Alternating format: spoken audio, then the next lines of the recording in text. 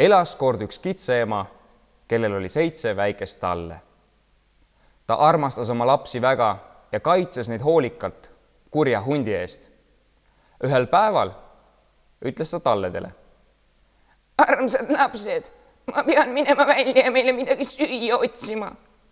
Teie aga ärge laske kedagi sisse, sest võib tulla kuri hunt, kes oskab end hästi maskeerida. Aga küllap te tunnete ta ära tema jämeda hääle ja mustade käppade järgi. Talled vastasid, mine aga rahus, me ei lase kedagi sisse. ja nii asus kitseema rahuliku südamega teele. Niipea, kui ta kodunt lahkus, oli hunt kohal. Ta koputas uksele ja hõikas. Armsad lapsed, tehke lahti, siin on teie ema, kes tõi teile kõigile midagi head ja paremat. Aga kitsetalled vastasid, sina ei ole meie ema, tal on hele hääl, aga sinu hääl on jäme, oled hoopis hunt. Siis jooksis hunt poodi ja ostis suure heeliumit täis õhupalli. Ta läks tagasi kitsetallede maja juurde. Ennem nägi pisut vaeva.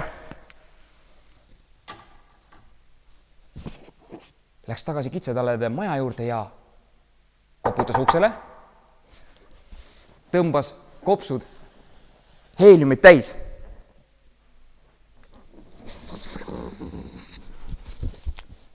Armsad lapsed, teie ema on tagasi. Laske mind sisse. Tõin igaühele midagi head ja paremat. Seejuures nõjatus ta oma musta käpa aknalauale. Niipea kui kitsetalled seda nägid, hõikasid nad. Sa ei ole meie ema. Sul on ju mustad käpad. Sa oled kuri hunt ja me ei lase sind sisse.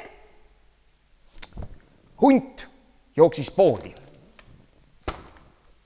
Ostis koti jahu. Tegi selle sees oma käppa hoolikalt jahuga valgeks. Jooksis tagasi kitsetallede maja juurde ja koputas nüüd juba 3. korda nende uksele. Ah jaa, ta tõmbas veel kopsud enne heeliumit täis. Armsad lapsed, tehke lahti. Olen teie ema ja tõin teile head ning paremat.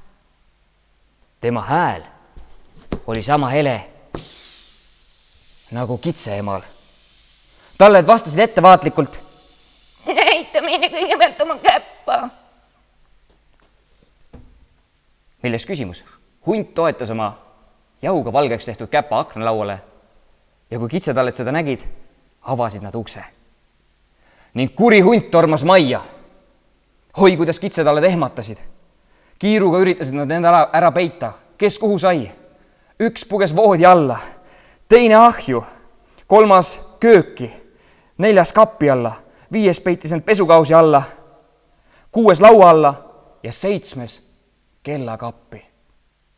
Aga kuri hunt leidis nad kõik üles ja sõi ära. Leidmata jäi ainult kõige väiksem kitsetall, kes oli end peitnud kellakappi. Kõht pilgeni täis. Ronis hunt välja ja jäi puu alla magama. Kui kitseema koju tuli, ehmatas ta end kaameks.